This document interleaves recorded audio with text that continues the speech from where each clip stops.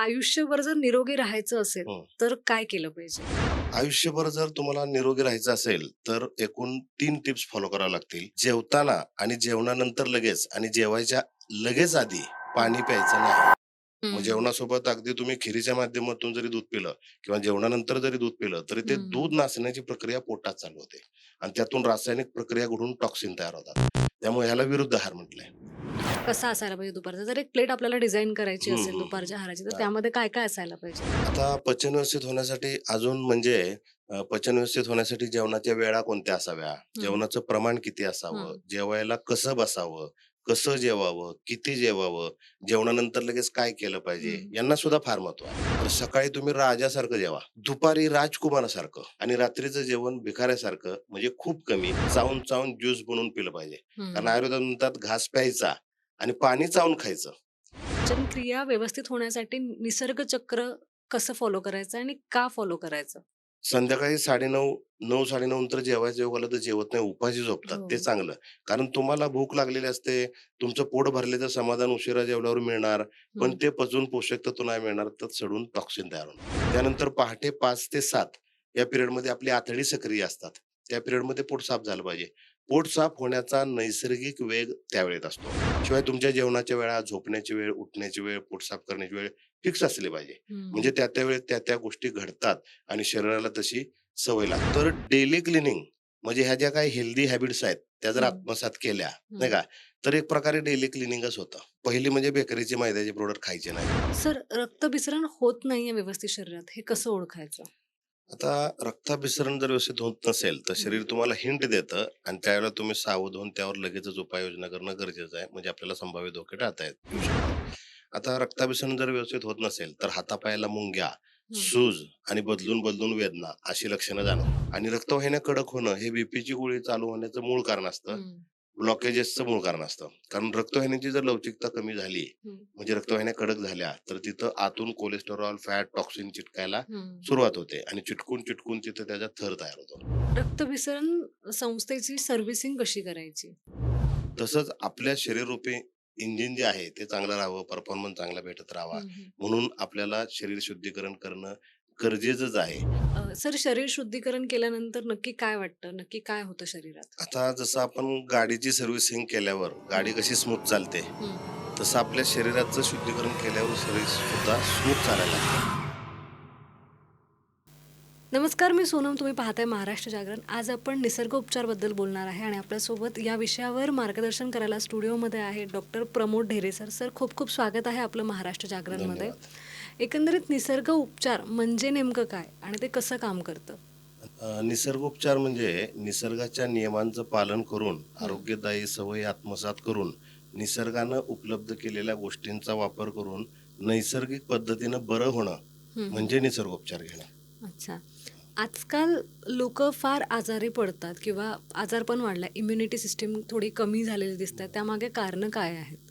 आता आपण जर बघितलं तर लोकांची जीवनशैली पूर्णपणे चुकीची आहे. हं, शिवाय आरोग्यविषयक ज्ञानाची माहिती नसल्यामुळं लोकांच्या चुकीच्या अनारोग्यदायी सवयी असल्यामुळं हं, नाही हं, का, लोकांमध्ये आजारपण वाढत चाललेलं आहे. हं. त्याला लाईफस्टाईल डिसीजेस म्हणतो आपण.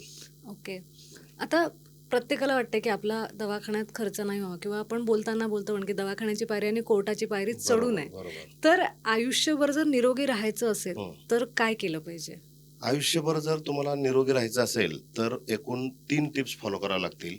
पहिली टिप म्हणजे तुमचं पचन व्यवस्थित असलं पाहिजे. हं, कारण तुम्ही खाल्लेलं जर पचलं नाही, तर ते सडतं आणि त्यातून टॉक्सिन तयार होतात. म्हणजे फायदा न बापरे! होता उलट नुकसान होतं, नाही का? हं, हं, त्यामुळे पहिली गोष्ट म्हणजे पचन व्यवस्थित असलं पाहिजे. दुसरं ब्लड सर्क्युलेशन व्यवस्थित असलं पाहिजे. हं, कारण तुम्ही खाल्लेलं अन्न पचन झाल्यानंतर जी पोषक तत्व तयार होतात, हं, ती ब्लड सर्क्युलेशनने प्रत्येक अवयवापर्यंत पोहोचवली जातात. हं, त्यामुळं प्रत्येक अवयवापर्यंत ऑक्सिजन आणि न्यूट्रिशन पोहोचणं हे महत्वाचं असल्यामुळं ब्लड सर्क्युलेशननीच ते होत असल्यामुळं ब्लड सर्क्युलेशन व्यवस्थित असणं गरजेचं आहे. हं, हं, त्यानंतर तिसरी टिप म्हणजे तुमच्या संपूर्ण शरीराचं शुद्धीकरण किमान दर 6 महिन्यातून एकदा करणं गरजेचं आहे. हं, कारण आज प्रदूषित अन्न, हवा, पाणी या माध्यमातून विषारी द्रव्य आपल्या शरीरात हं, जात आहेत. हं, शिवाय आपल्या चुकीच्या सवयींमुळे विषारी द्रव्य शरीरात तयार पण होत आहेत. मग ही विषारी द्रव्य वेळोवेळी जर बाहेर काढली हम्म. तर तुमचं शरीर अगदी सुरळीतपणे कार्यरत राहणार आहे. म्हणजे थोडक्यात आपण जशी ठराविक किलोमीटर झाल्यावर किंवा ठराविक कालावधी झाल्यावर हम्म. आपल्या गाड्यांची सर्व्हिसिंग करतो, हम्म. त्याप्रमाणे आपल्या शरीराची सर्व्हिसिंग सुद्धा हम्म. दर 6 महिन्यानंतर जर केली तर गाड्याची सर्व्हिसिंग आपण का करतो, तर गाड्यांचा परफॉर्मन्स चांगला राहावा, बरोबर. त्यानंतर त्यांची इंजिन चांगलं राहावं, हम्म. हम्म. भविष्यात मोठा खर्च काढू नये किंवा हम्म. अचानक धोका देऊ नये. तसंच आपलं शरीररूपी इंजिन सुद्धा चांगलं राहावं, भविष्यात दवाखान्यासाठी मोठा खर्च काढायला नको, हम्म. किंवा आपलं शरीर यंत्रणा सुरळीत चालत राहावी हम्म. म्हणून किमान दर 6 महिन्यातून एकदा शरीर शुद्धीकरण करणं गरजेचं आहे. अच्छा, आता एक एक विषयाकडे जाऊया. तुम्ही आता पचनाबद्दल बोलले, तर पचन व्यवस्थित राहण्यासाठी काय केलं पाहिजे? आता पचन व्यवस्थित होण्यासाठी सगळ्यात महत्वाचं म्हणजे तुम्ही जेवताना आणि जेवणानंतर लगेच आणि जेवायच्या लगेच आधी पाणी प्यायचं नाही. मग पाणी कधी प्यायचं, तर जेवण झाल्यावर 1 तासाने हम्म. आणि जेवायच्या किमान अर्धा तास आधी. हम्म. आणि तेही एका वेळेला 1च ग्लास, कारण हम्म. तुमचं जठर तुमची मूठ जेवढी असते तेवढंच असतं, त्यात 1च ग्लास पाणी बसतं. अच्छा. त्यामुळे एका वेळेला 1च ग्लास पिलं पाहिजे. दर तासातासाने 1 ग्लास पाणी पिलं पाहिजे. बरोबर.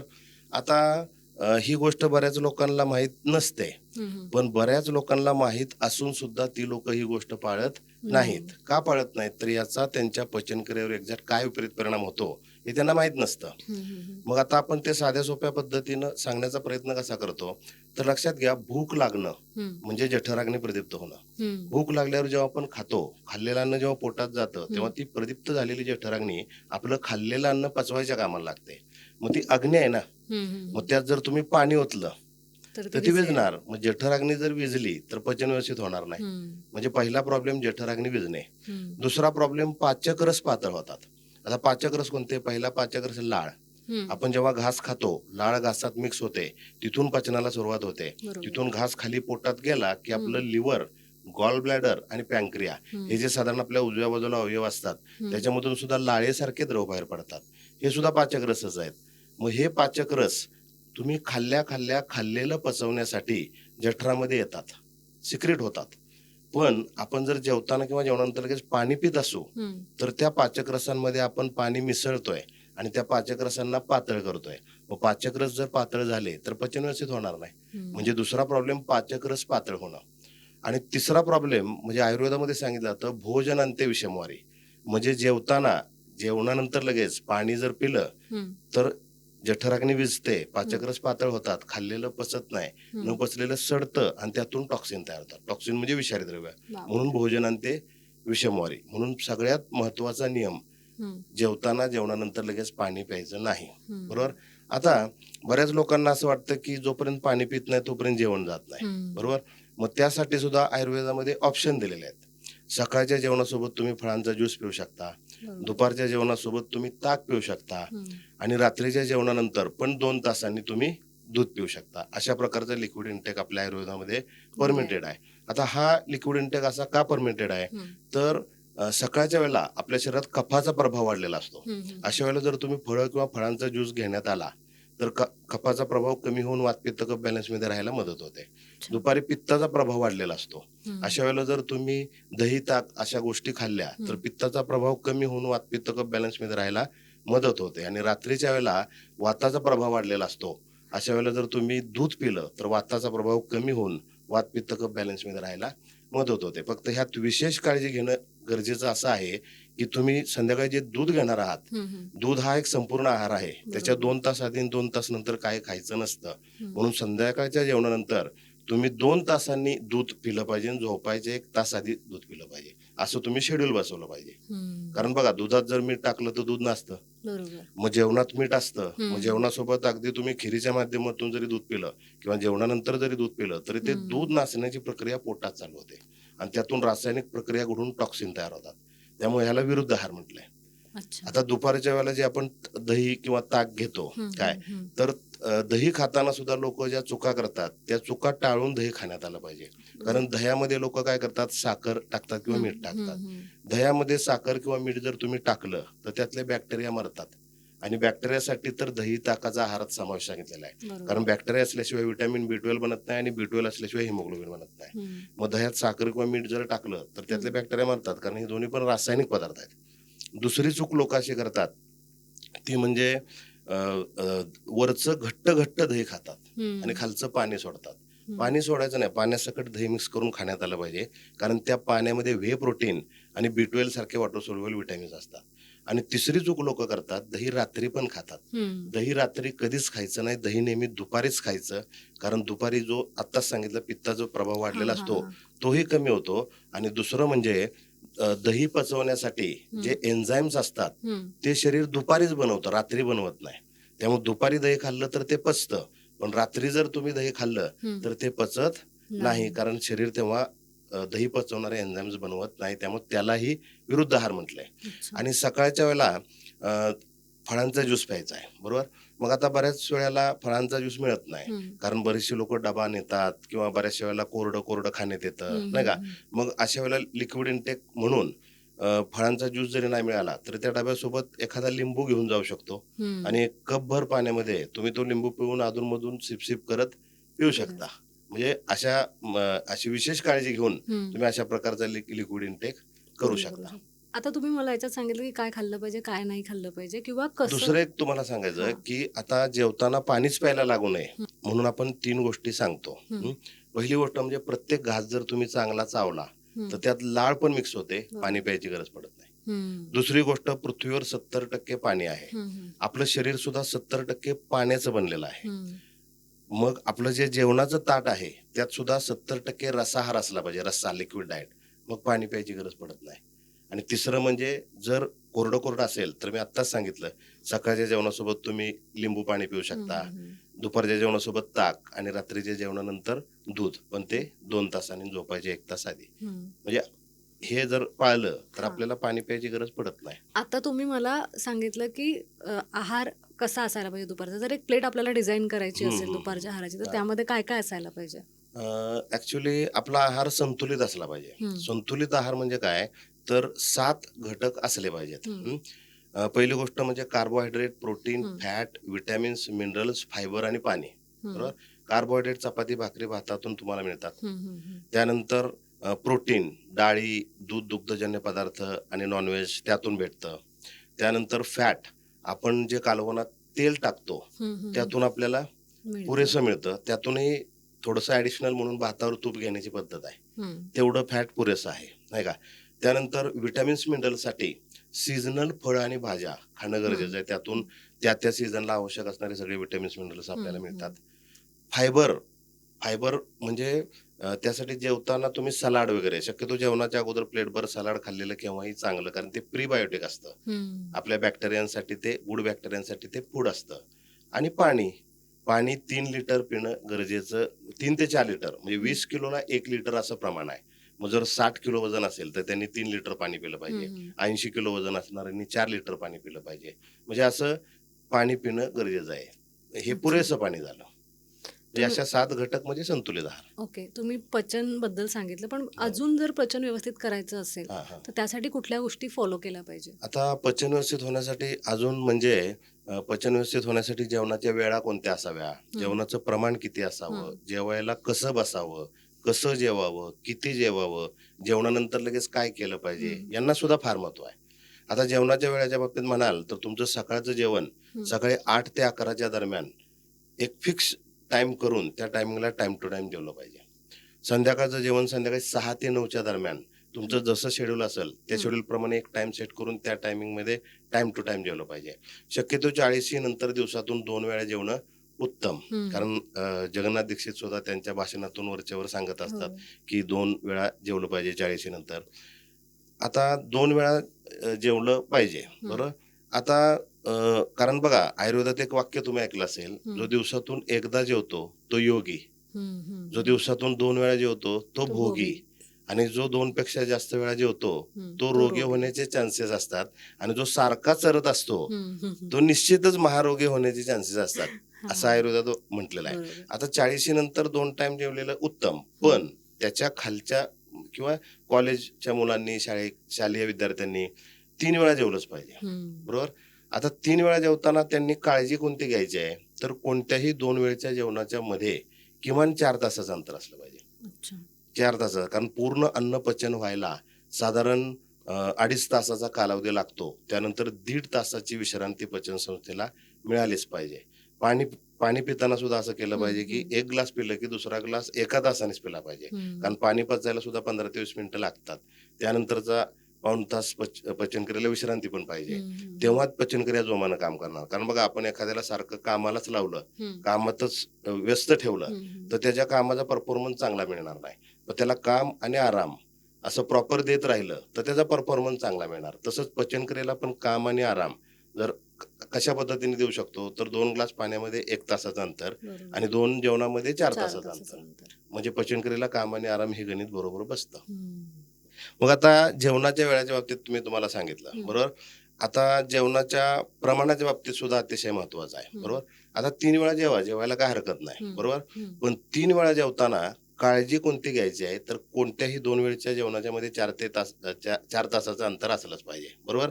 पण जेवणाचं प्रमाण 3 वेळा जेवताना कसं असलं पाहिजे, तर सकाळी तुम्ही राजासारखं जेवा, पोट भरून. बरोबर. कारण अख्खा दिवस पडलाय आपल्या कॅलरी इनटेक केलेल्या हं, बर्न हं. व्हायला, बरोबर?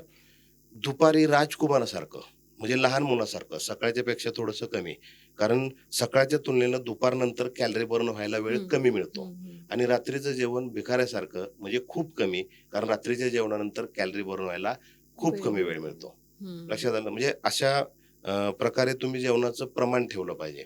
पण आज लोकांमध्ये आजारपण वाढण्याचं जर कारण म्हणाल, तर लोकं पाश्चिमात्य लोकांचं अनुकरण करतात. हं. सकाळी नाश्ता करतात. आपल्याकडे ॲक्चुअली तो कन्सेप्ट नाहीच आहे. हं. सकाळी नाश्ता आणि राजासारखं जेवतात संध्याकाळी. त्यामुळे काय होतं कॅलरी इनटेक होतो, पण कॅलरी बर्न होत नाही. मग त्यामुळे ट्रायग्लिसराईड मोठ्या प्रमाणात वाढतं हं. आणि त्यामुळे हृदयविकार, रक्ताभिसरण संस्थेचे प्रॉब्लेम, पचनाचे प्रॉब्लेम सगळंच फेस करायला लागतं. त्यामुळे हे पाळणं फार गरजेचं आहे. तुम्ही बसण्याच्या पद्धतीबद्दल पण सांगितलं. त्याबद्दल काय सांगाल? आता जेवायला कसं बसावं, तर जेवायला नेहमी सुखासनात बसावं. म्हणजे डायनिंग टेबलवर बसून जेवणं किंवा बुफे डिनर हं. हे सुद्धा आपण पाश्चिमात्यांचं केलेलं अनुकरण आहे. हं, हं. खरं तर मांडी घालून सुखासनात ज्याला आपण भारतीय बैठक म्हणतो, हं. त्या पद्धतीत बसलं पाहिजे. कारण त्या पद्धतीनं जर तुम्ही जेवायला बसला, तर तुमची जठराग्नी अधिक तीव्र होते. त्यामुळे खाल्लेलं अन्न व्यवस्थित पचायला मदत होते. हं. त्यामुळे जेवायला बसताना नेहमी सुखासनात बसणं गरजेचं आहे. आता कसं जेवावं, हं, नाही का? हं. कसं जेवावं, तर सावकाश जेवावं म्हणतो ना आपण, सावकाश. आता त्याचा अर्थ काय आहे, तर प्रत्येक घास तुम्हाला जेवढे दात आहेत, हं. तितक्या वेळेला चावला गेला पाहिजे. म्हणजे 32 वेळेला चावला गेला पाहिजे. प्रत्येक घासाचा ज्यूस बनवून पिला पाहिजे. हं. तेव्हा तुम्हाला त्यातून पोषक तत्व मिळतात. नाहीतर तुम्ही घाई-गडबडीत जर जेवला, तर काय होतं तुकडे-तुकडे गिळले जातात. हं. मग ते बरोबर. ढकलायला पाणी लागतं. शिवाय ते तुकडे-तुकडे मोठे असल्यामुळे ते नीट डायजेस्ट होत नाहीत. मग हं. त्यातून जेवढी मिळायला पाहिजे तेवढी पोषक तत्व मिळत नाहीत. उलट जे पचत नाही ते सडतं. मग ते सडून त्यातून उलट टॉक्सिन तयार होतात. म्हणजे फायदा न होता उलट नुकसान नुकसान होतं. होतं. त्यामुळे कमी खाल्लं तरी हं, चालेल, हं. पण जे खाल ते चावून-चावून ज्यूस बनवून पिलं पाहिजे. कारण हं. आयुर्वेदात म्हणतात घास प्यायचा आणि पाणी चावून खायचं. पाणी चावून खायचं म्हणजे काय? तर पाणी गटागट न पिता हं. 1 ग्लास संपवायला 2 ते 3 मिनिटं लावली पाहिजेत. म्हणजे पाणी तोंडात घ्यायचं, लाळ चूळ भरल्यासारखं करायचं. दर हं. मिनिटाला जी अर्धा मिली लाळ तोंडात बनत असते, हं. ही लाळ जास्तीत जास्त पाण्यासोबत पोटात जाणं गरजेचं आहे. कारण लाळ अल्कलाईन असते हां. आणि पोटात ॲसिड असतं. त्यामुळे लाळ जेवढी पाण्यासोबत पोटात जाईल, पोट रिकामं असताना, हं. तेव्हा पोटातलं जे ॲसिडिक वातावरण आहे, ते न्यूट्रल होतं. हं. त्यामुळे रक्ताचा पीएच पण नॉर्मल होतो आणि तुमचं वात, पित्त, कफ बॅलन्समध्ये राहायला मदत होते. बरोबर. अशा पद्धतीने. तुम्ही जे सांगत आहे त्याच्यातनं आता माझी आजी ज्या गोष्टी मला घरात सांगायची, हां, बसून हां, हां. पाणी पी, बरं, आरामात बरोबर. पाणी पी, हो, हो, सावकाश पाणी पी, हो, ते हो. सगळं मला आता रिअलाईज होतंय. आता आपण पचनक्रियेबद्दल बोललो, पण पचनक्रिया व्यवस्थित होण्यासाठी निसर्गचक्र कसं फॉलो करायचं आणि का फॉलो करायचं?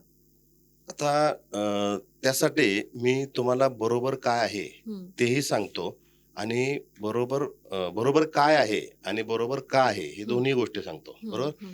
बघा, बरोबर काय आहे, तर आपलं शरीर एका जैविक घड्याळाप्रमाणे चालतं. हं. त्याला बायोलॉजिकल क्लॉक म्हणतात. आपण त्याला निसर्गचक्र म्हणू.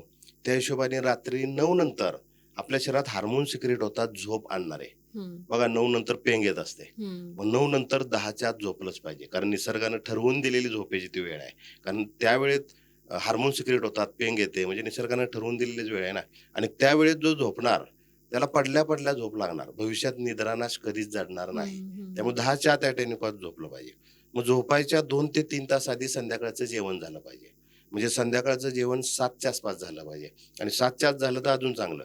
कारण आयुर्वेदामध्ये सांगितलं जातं सूर्यास्तानंतर जेवढ्या लवकर जेवाल हं. तेवढं चांगलं आणि जेवढा उशीर कराल तेवढं वाईट. आता का चांगलं आणि का वाईट? तर सूर्यास्तानंतर आपली जी जठराग्नी असते, हं, ती हळू-हळू मंद, मंद, मंद, मंद होत जाते. मग जेवढ्या लवकर जेवाल, जठराग्नी प्रदीप्त असते, खाल्लेलं हं. पचणार आहे. पण जेवढा उशीर कराल, अग्नी विझलेली असते, खाल्लेलं पचत नाही, सडतं आणि टॉक्सिन तयार होतात. हं. लक्षात आलं? म्हणजे फायदा न होता उलट नुकसान होतं. म्हणून आज सुद्धा आपली जुनी लोकं संध्याकाळी 9:30 9:30 नंतर जेवायचं योग आलं तर जेवत नाही, उपाशी झोपतात. हो. ते चांगलं. कारण तुम्हाला भूक लागलेली असते, तुमचं पोट भरल्याचं समाधान उशिरा जेवल्यावर मिळणार, पण हं, ते पचून पोषक तत्व नाही मिळणार, तर सडून टॉक्सिन तयार होणार. त्यामुळे शक्यतो 7च्या आसपास आणि तुम्ही जेवला आणि लगेच झोपला, पचन व्यवस्थित होईल का? त्यामुळे हं, जेवण आणि झोपणं याच्यामध्ये 2 ते 3 तासाचं अंतर असायला हं, तुम्ही 7च्या आसपास जेवलं पाहिजे आणि 10च्या आत झोपलं पाहिजे. खरं तर सूर्यास्तानंतर काय खाल्लंच नाही पाहिजे. हं. कुठलाच पशुपक्षी काय खात नाही, माणूसच खातो.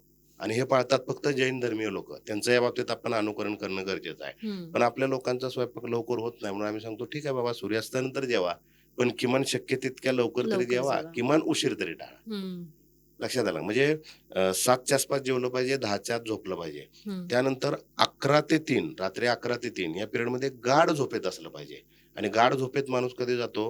झोप लागल्यावर 1 तासाने. म्हणजे हं, जर तुम्ही 10च्या आत झोपला, तरच 11 ते 3 मध्ये गाढ झोपेत असणार आहे आणि 11 ते 3 मध्ये गाढ झोपेत असणं का महत्वाचं आहे? तर या पिरियडमध्ये आपलं जे लिव्हर आहे लिव्हर, ते डिटॉक्सिफिकेशनचं काम करतं. म्हणजे आपल्या शरीरातलं सगळं टॉक्सिन बाहेर काढतं. शरीर आतून स्वच्छ करतं. पण हे काम कधी करू शकतं लिव्हर? जेव्हा तुम्ही गाढ झोपेत असता तेव्हा. मग हं, 11 ते 3 मध्ये गाढ झोपेत असायला 10च्या आत झोपलं पाहिजे. त्यानंतर पहाटे 5 ते 7 या पिरियडमध्ये आपली आतडी सक्रिय असतात. त्या पिरियडमध्ये पोट साफ झालं पाहिजे. पोट साफ होण्याचा नैसर्गिक वेग त्यावेळेत असतो. त्यावेळेस जी लोकं पोट साफ करतात, त्यांना पोट साफ न होण्याची कधीच समस्या फेस करावी लागत नाही. हं. मग त्यावेळेत पोट साफ व्हायला मल बनलेला असला पाहिजे. म्हणून आदल्या दिवशी संध्याकाळचं जेवण शक्य तितक्या लवकर जेवलं पाहिजे.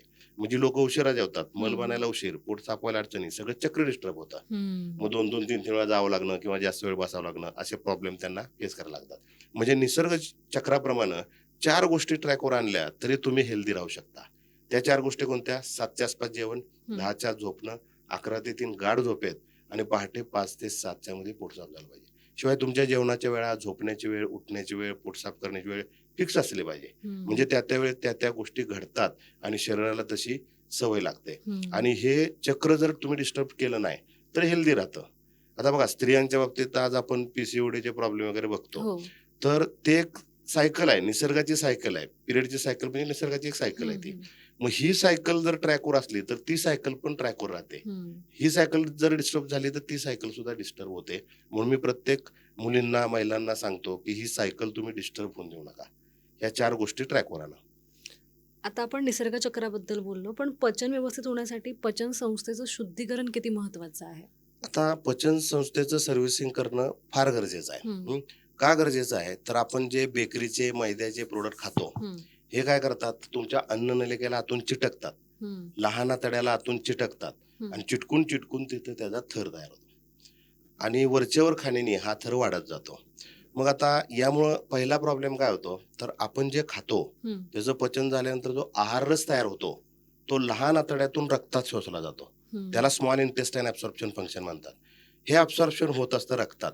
पण जर आपण बेकरीचे, मैद्याचे प्रॉडक्ट खाल्ल्यामुळे जर आतड्याला आतून तो थर चिटकलेला असेल, तर ॲब्सॉर्प्शनमध्ये आपणच अडथळा तयार केला ना. मग त्यामुळे ॲब्सॉर्प्शन होत नाही. त्यामुळे आपण खातोय, पण त्यातून जेवढी पोषक तत्व मिळायला पाहिजेत, तेवढे मिळत नाहीत. मग खाऊन-पिऊन कुपोषित असा प्रकार होतो किंवा अंगी लागत नाही असा प्रकार होतो. हं, त्यामुळे प्रतिकारशक्ती पण कमी होते, वीकनेस फील होतो, नाही हं, का? म्हणजे बेकरीचे मैद्याचे प्रॉडक्ट खाल्ल्यामुळे पहिला काय प्रॉब्लेम होतो, तर आतड्याला आतून हे चिटकून तिथं त्याचा थर तयार होतो. हं. दुसरा प्रॉब्लेम काय होतो, आता बघा तुम्ही ऐकलं असेल पोटातूनच बऱ्याचशा आजारांचं मूळ आहे असं म्हटलं हो. जातं. हं. कारण हे जे बेकरीचे मैद्याचे प्रॉडक्ट खाण्यामुळं हं, आतड्याला आतून थर चिटकलेला असतो. त्यात सुद्धा बारीक-बारीक जंतू तयार होतात हं, आणि हे जंतू पुढे जाऊन रोगजंतूचं रूप धारण करतात आणि आपल्याला वेगवेगळ्या रोगांना, वेगवेगळ्या आजारांना बळी पाडतात. बघा तुम्ही फिल्टरचं पाणी जरी 4 ते 6 महिने बाजूला ठेवलं, हं. त्यात पण किडे होतात. बापरे! मग हा जो थर चिटकलेला आहे, त्यात सुद्धा बारीक-बारीक जंतू तयार होतात आणि हे जंतू रोगजंतूचं रूप धारण करतात.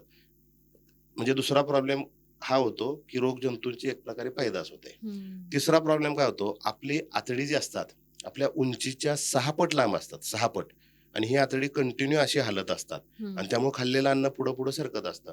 मग ही जी आतड्यांची हालचाल आहे, त्यालाच वैद्यकीय भाषेत पेरिस्टाल्सिस फंक्शन म्हणतात. हम्म. मग ही हालचाल जसं जसं वय वाढतं तसं तसं कमी होते. त्यामुळे तुम्ही ऐकलं असेल प्रत्येक वयस्कर माणसाला पोट साफ व्हायला चूर्ण, पोट साफ होण्याच्या गोळ्या हम्म, काहीतरी हम्म, घ्यावं लागतं, कारण हम्म. वयाप्रमाणे त्याची आतड्याची हालचाल कमी झालेली असते. पण आज बेकरीचे मैद्याचे प्रोडक्ट खाण्यामुळं तरुण वयात सुद्धा ही हालचाल कमी झालेली आहे. मग ही हालचाल कमी झाल्यामुळे लक्षणं काय दिसतात, तर आतड्याची हालचाल कमी झाल्यामुळं अन्न हळूहळू पुढं सरकतं. म्हणजे ते बराच वेळ एकाच ठिकाणी साचून राहतं. त्यामुळे पोटात गच्च गच्च वाटू शकतं. बरोबर. अन्न बराच वेळ एकाच ठिकाणी साचून राहिल्यामुळं गॅस फॉर्मेशन पण होतं. आणि अन्न हळूहळू पुढं सरकत असल्यामुळं मल बनायला पण वेळ लागत असल्यामुळं पोट साफ व्हायला पण अडचणी येतात. मग 2-2, 3-3 वेळा जावं लागणं, जास्त वेळ बसावं लागणं असला प्रकार होतो. त्यामुळं आपल्याला पचनसंस्थेची सर्व्हिसिंग करून हे अन्ननलिकेला हम्म, आतून हम्म. चिटकलेलं जे काय आहे ते सगळं बाहेर काढणं फार गरजेचं आहे. तर ही शुद्धीकरण म्हणा किंवा ही सर्व्हिसिंग कशी करायची? आता शुद्धीकरणाचे 2 प्रकार असतात. आपण घराची सुद्धा 2 प्रकारे म्हणजे शुद्धी म्हणजे घर स्वच्छ करतो. हम्म, बरोबर? हम्म, कसं? तर डेली क्लिनिंग आणि डीप क्लिनिंग. हम्म, डेली क्लिनिंग म्हणजे रोज आपण घराची सकाळ संध्याकाळ झाडलोट करतो हम्म, घरामध्ये. हम्म, बरोबर? आणि डीप क्लिनिंग म्हणजे दिवाळीच्या तोंडावर 6 आपण महिने. अगदी कानाकोपऱ्यातून हा, सगळे भांडी-कुंडी काढून नाही का, हा. अंथरुणं पांघरुणं धुवून पूर्ण कानाकोपऱ्याची घराची पूर्ण स्वच्छता हम्म, करतो. त्याला हम्म, डीप क्लिनिंग म्हणतात. तर डेली क्लिनिंग म्हणजे ह्या ज्या काही हेल्दी हॅबिट्स आहेत त्या जर हम्म, आत्मसात केल्या नाही हम्म, का, तर एक प्रकारे डेली क्लिनिंगच होतं. बरोबर. त्यातून पण हे क्लीन होण्यासाठी अ, आम्ही आवर्जून सांगतो, पहिली म्हणजे बेकरीचे मैद्याचे प्रोडक्ट खायचे नाही, कारण तिथं जड आहे ना. बरोबर. पहिलं म्हणजे ते खायचं नाही. दुसरं आवर्जून खायचं ते म्हणजे फायबर. म्हणजे काकडी, गाजर, मुळा, बीट आणि जेवताना अधूनमधून कांदा. कारण हे फायबर आतड्याला चिटकलेलं जाळ्यानं खेचून काढल्यासारखं खेचून काढतं. हम्म, त्यामुळं आतडी आतून स्वच्छ होतात, हलके होतात आणि हम्म, त्यांची हम्म, हम्म, हालचाल चांगली राहते, नाही का? म्हणजे फायबर खाणं गरजेचं आहे. आणि तिसरी गोष्ट म्हणजे पोटाचे व्यायाम पण करणं गरजेचं आहे. त्यातल्या त्यात कपालभाती प्राणायाम. हम्म. कपालभाती प्राणायामने बघा जर्क बसतो हो. चांगला. त्यामुळे आतड्याची हालचाल चांगली वाढते.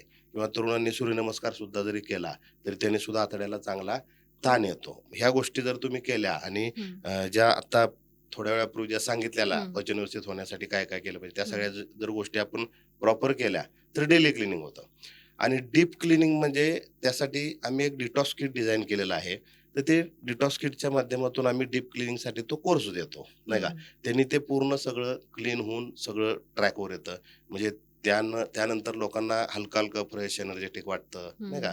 म्हणजे ते डिटॉक्स किट आहे ते. आता आपण पचन संस्थेबद्दल बोललो, हं, पचनक्रियेबद्दल हं, बोललो. आता याच्यानंतर ब्लड सर्क्युलेशन म्हणजे हं. रक्तभिसरण पण तितकंच महत्वाचं आहे शरीरात. हो. तर रक्तभिसरण व्यवस्थित राहणं गरजेचं काय आहे आणि त्याच्यासाठी काय करायला पाहिजे? हां. आता मगाशीच मी तुम्हाला सांगितलं रक्ताभिसरण व्यवस्थित असणं फार गरजेचं आहे. हम्म. कारण रक्ताभिसरणानंच सगळीकडं ऑक्सिजन आणि न्यूट्रिशन व्यवस्थित पोहोचतं. पोचतं. मग आता रक्ताभिसरण व्यवस्थित होण्यासाठी पहिली गोष्ट म्हणजे पाणी पिलं पाहिजे. हम्म, 20 किलोला 1 लिटर म्हणजे पुरेसं पाणी पिलं पाहिजे. ते पण शिस्तबद्ध पद्धतीनं पिलं हम्म, पाहिजे. हम्म, शिस्तबद्ध पद्धतीनं म्हणजे कसं, तर पाणी नेहमी बसून प्यायचं आहे, उभं राहून प्यायचं नाही. पाणी नेहमी ग्लास तोंडाला लावून सिप-सिप करत प्यायचं आहे, वरून प्यायचं नाही. त्यानंतर महत्त्वाचं म्हणजे पाणी चावून खायचं आहे. म्हणजे लाळ जास्तीत जास्त पाण्यासोबत पोटात जाणं गरजेचं आहे. बरोबर? हम्म, मग जर तुम्ही पाणी पुरेसं आणि शिस्त पद्धतीनं पिलं, तर हम्म, तुमचं ब्लड सर्क्युलेशन व्यवस्थित असणार आहे. बरोबर? त्यानंतर ब्लड सर्क्युलेशन व्यवस्थित होण्यासाठी नियमित व्यायाम करणं गरजेचं आहे. बघा, व्यायाम कशासाठी करायचा असतो? हम्म, तर व्यायाम केल्यामुळं घाम येतो. हं. आणि व्यायाम केल्यामुळं दम पण लागतो. हम्म, बरोबर? ह्या 2 गोष्टी होत असतील, तर तो व्यायाम नाहीतर टाईमपास. कारण घाम आल्यामुळे काय होतं, शरीरातलं फॅट, टॉक्सिन सगळं बाहेर पडत हम्म, असतं हम्म, घामावाटे, नाही का? तसे घामाचे 2 प्रकार. उकाड्यामुळं घाम येतो तो वेगळा. उकाड्यामुळं घाम येतो तो वेगळा. त्यात फक्त शरीरातलं पाणी बाहेर पडतं बॉडी टेम्परेचर मेंटेन ठेवायला. हम्म, आणि हम्म, व्यायाम करताना जो घाम येतो, तो मेटाबॉलिझमचा घाम असतो. लिपिड मेटाबॉलिझम, फॅट मेटाबॉलिझमचा. हम्म, त्यात हम्म, शरीरातलं फॅट आणि टॉक्सिन बाहेर पडत असतं. त्यामुळे बघा, जर तुम्ही 1 तास जलद चालण्याचं व्यायाम करत असाल, हम्म, तर पहिल्या 15-20 मिनिटात घाम येत नाही. कारण तेव्हा तुमच्या शरीरातलं ग्लुकोज बर्न होतं. हम्म, म्हणून व्यायामापूर्वी वॉर्मअप करण्याची पद्धत आहे. आणि नंतरच्या 40 मिनिटात जो घाम येतो, हम्म, त्यात शरीरातलं फॅट, टॉक्सिन सगळं बाहेर पडत असतं. तो घाम महत्वाचा आहे. लक्षात आलं? म्हणजे व्यायाम घाम येण्यासाठी करायचा हम्म, असतो हम्म, आणि दुसरं म्हणजे दम लागण्यासाठी. बरोबर? दम लागल्यामुळे काय होतं, हार्टचं पंपिंग वाढतं. वाढतं. त्यामुळे ब्लड फ्लो चांगल्या पद्धतीनं होतो. हम्म. त्यामुळे सगळीकडे ऑक्सिजन आणि न्यूट्रिशन व्यवस्थित पोहोचायला मदत होते. सर, रक्तभिसरण होत नाहीये व्यवस्थित शरीरात, हे कसं ओळखायचं? आता रक्ताभिसरण जर व्यवस्थित होत नसेल, तर हं, शरीर तुम्हाला हिंट देतं आणि त्यावेळेला तुम्ही सावध होऊन त्यावर लगेचच उपाययोजना करणं गरजेचं आहे. म्हणजे आपल्याला संभाव्य धोके येऊ हं, शकतात. आता रक्ताभिसरण जर व्यवस्थित होत नसेल, तर हातापायाला मुंग्या, हं, सूज आणि बदलून वेदना अशी लक्षणं जाणवतात. हं, कसं ते तुम्हाला लक्षात येण्यासाठी मी सांगतो. बघा, कुणी पण मांडी घालून जर बराच वेळ बसलं, तर हं, पायाला मुंग्या येतात, पाय दुखतात. हं, पण उठलं, चालायला लागलं, मुंग्या गायब आहेत नाहीत. हं, कारण मांडी घालून बसल्यामुळे पायाची घडी पडल्यामुळे ब्लड सर्क्युलेशन व्यवस्थित होत नाही. हं, म्हणून मुंग्या, म्हणून वेदना. हं, पण उठलं, चालायला लागलं, पायाची घडी निघालेली असते, ब्लड सर्क्युलेशन पूर्ववत होतं, मुंग्या गायब आहेत नाहीत.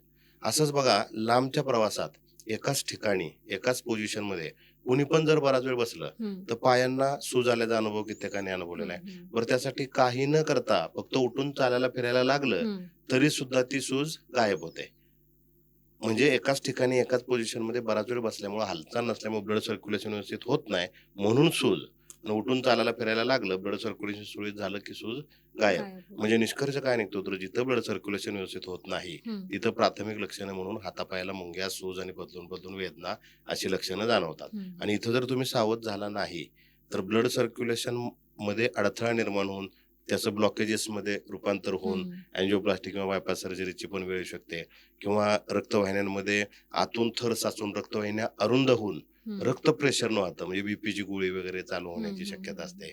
त्यामुळं वेळीच सावध होणं गरजेचं असतं. रक्तभिसरण व्यवस्थित होत नाही आहे. त्यामागे कारणं काय असतात आणि त्याची उपाययोजना कशा करायच्या?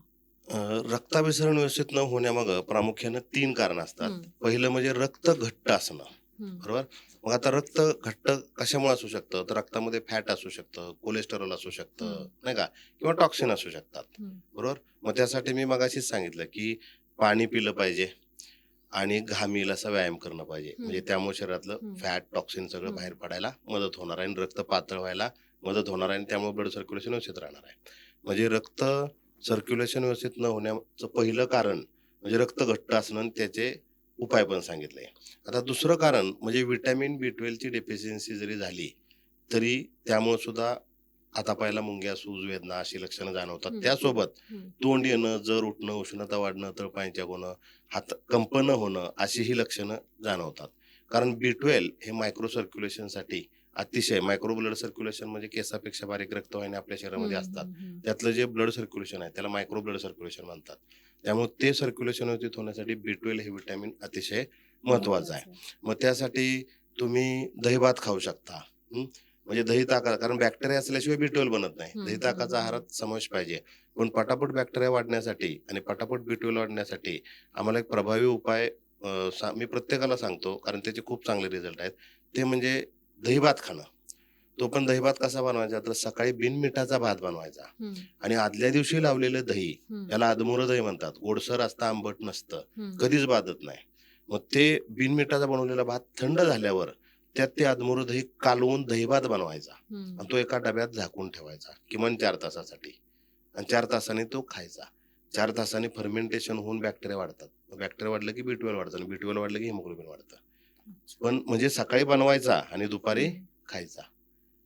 तिसरं म्हणजे तुम्ही अ, अ, पालक आणि बीट हं, हं. त्याचं सुद्धा ज्यूस बनवून जरी पिलं, तरी हं. सुद्धा त्यामुळे सुद्धा बॅक्टेरिया वाढायला सुरुवात. मदत होते. हे झालं दुसरं. हं, आणि तिसरं म्हणजे अल्कलाईन वॉटर म्हणजे संध्याकाळी जर तुम्ही पाणी ठेवलं, त्या हं, पाण्यामध्ये काकडीचे तुकडे, लिंबाचे स्लाईस, पुदिन्याची पानं, तुळशीची पानं असे टाकून जर तुम्ही ठेवलं, तर त्यात बॅक्टेरिया पण तयार होतात आणि पाणी पण अल्कलाईन होतं आणि सकाळी हं. उठल्या-उठल्या जर ते अल्कलाईन पाणी पिलं, तर अतिशय म्हणजे चांगली गोष्ट आहे ती. म्हणजे त्यातून पण आपल्याला हं. बॅक्टेरिया मिळतात. 2 कारणं सांगितली, हां. की एक रक्त घट्ट असणं, हं, दुसरं B12 ची डेफिशियन्सी आणि तिसरं म्हणजे तुमच्या रक्तवाहिन्यांची जी लवचिकता आहे, हं, हं, ती कमी झाली, तरी तुमचं ब्लड सर्क्युलेशनमध्ये प्रॉब्लेम निर्माण होऊ हं, शकतो. बरोबर? कारण रक्तवाहिन्या ज्या असतात, त्या आपल्या लवचिक असल्या पाहिजेत. त्यांची लवचिकता कमी होणं, म्हणजे व्हॅस्क्युलर इलॅस्टिसिटी कमी होणं, म्हणजे रक्तवाहिन्या कडक होणं हं, हं, आणि रक्तवाहिन्या कडक होणं हे बीपीची गोळी चालू होण्याचं मूळ कारण असतं. हं, ब्लॉकेजेसचं मूळ कारण असतं. कारण रक्तवाहिन्यांची जर लवचिकता कमी झाली, हं, म्हणजे रक्तवाहिन्या कडक झाल्या, तर तिथं आतून कोलेस्टेरॉल, फॅट, टॉक्सिन चिटकायला हं. सुरुवात होते आणि चिटकून तिथं त्याचा थर तयार होतो. मग रक्तवाहिनी अरुंद होते. हम्म. मग जसं पाण्याच्या पाईपला आपण पुढून बोट लावलं तर पाणी प्रेशरने पुढे जातं, हम्म. तसं आपल्या रक्तवाहिन्या अरुंद झाल्या तर रक्त पण प्रेशरनं वाहतं आणि मग डॉक्टर बीपी मोजतात, बीपी वाढला, बीपीची गोळी चालू. म्हणजे बीपीची गोळी चालू होण्याचं मूळ कारण तुमची रक्तवाहिन्यांची लवचिकता कमी होणं. हम्म. त्यानंतर आता रक्तवाहिन्या कडक झाल्यावर जे काही चिटकतं ते काही लेवलमध्ये चिटकणार नाही, कुठं कमी कुठं जास्त. मग कमी म्हणजे रेजिस्टन्स, व्हॅस्क्युलर रेजिस्टन्स म्हणजे ब्लड सर्क्युलेशन मधले अडथळे, त्यामुळे हातापायाला मुंग्या, सूज, वेदना अशी लक्षणं जाणवतात. आणि तिथं जर सावध नाही झालो तर तो जो अडथळा असतो तो ब्लॉकेजेस मध्ये रूपांतरित होतो. मग स्टेंट टाकून अँजिओप्लास्टी तरी करावी लागते, नाहीतर बायपास सर्जरी करावी लागते. मग ही वेळ कशामुळे आली तर रक्तवाहिन्यांची लवचिकता कमी झाल्यामुळे. म्हणून रक्तवाहिन्यांची लवचिकता कमी होऊ न देणं हे अतिशय महत्वाचं आहे. जसं जसं वय वाढतं तसं तसं रक्तवाहिन्यांची लवचिकता कमी होते.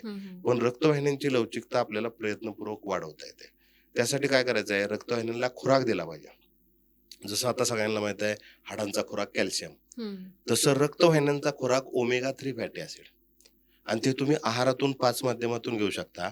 पहिलं म्हणजे जवस आहे ना, जवस रोज सकाळ दुपार संध्याकाळ तिन्ही टाइम 1-2 चमचे खायचंच.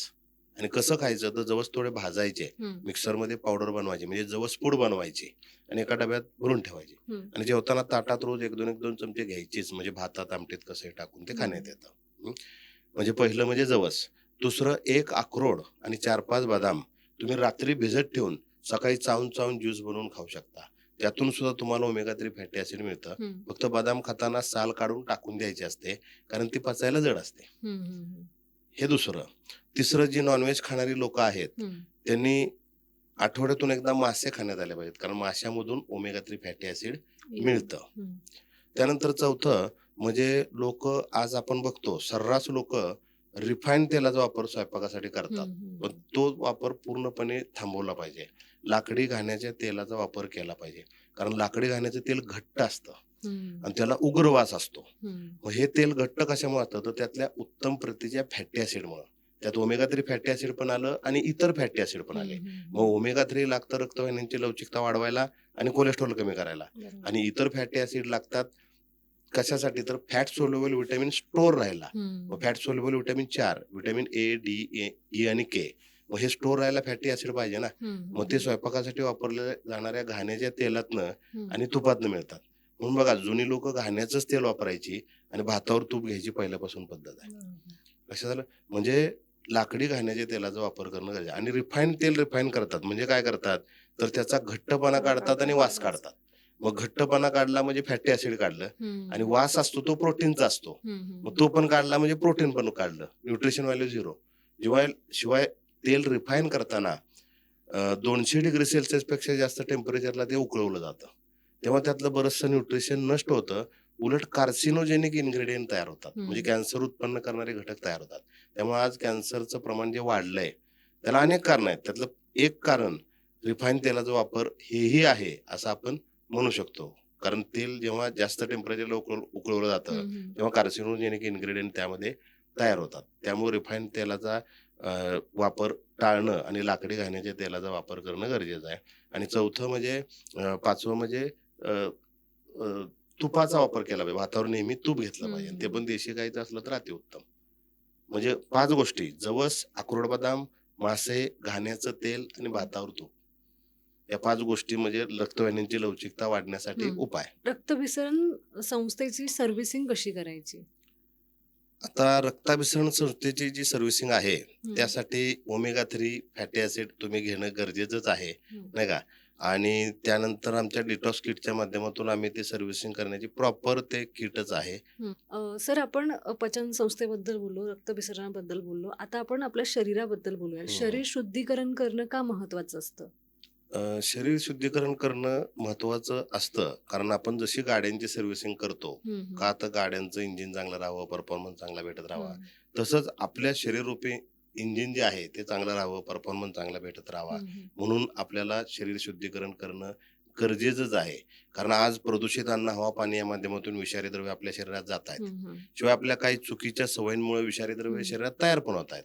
मग प्रदूषित अन्न, हवा, पाणी या माध्यमातून विषारी द्रव्य कसे जातात तर बघा, बरीचशी लोक ॲलोपॅथिक गोळ्या खातात, ते केमिकलच आहे, टॉक्सिनच आहे, बरोबर. शेतकरी म्हणतात की आम्ही कसल्याच गोळ्या खात नाही, पण औषधं फवारताना जातं, ट्रॅफिक हवालदार रोडवर थांबलेले असतात किंवा आपणही रोडवरून फिरत असतो. मग गाड्यांचा धूर केमिकलच आहे, टॉक्सिनच आहे. किंवा केमिकल फॅक्टरीत जाणं येणं असलं, केमिकलशी संपर्क आलाच, बरोबर? शिवाय हॉटेलमधलं वरचेवर खाणं होत असलं, तर त्यात आर्टिफिशियल कलर असतात, प्रिझर्व्हेटिव्ह असतात, ते केमिकलच आहे. शिवाय बरेच लोकं म्हणतात, "आम्ही अजिबात खात नाही हॉटेलमधलं." पण बाहेरचं तुम्ही प्रोसेस्ड फूड, पॅक फूड घरी आणून जरी बनवून खाल्लं, तरी त्यात प्रिझर्व्हेटिव्ह असतात, ते केमिकलच आहे. तुम्ही एक बर्फी जी बघता कलरची, तो कलर म्हणजे केमिकलच आहे, दुसरं-तिसरं काहीच नाही. असं प्रदूषित अन्न, हवा, पाणी या माध्यमातून विषारी द्रव्ये आपल्या शरीरात जातात आणि आपल्या चुकीच्या सवयींमुळं विषारी द्रव्ये तयार पण होतात. प्रामुख्याने याला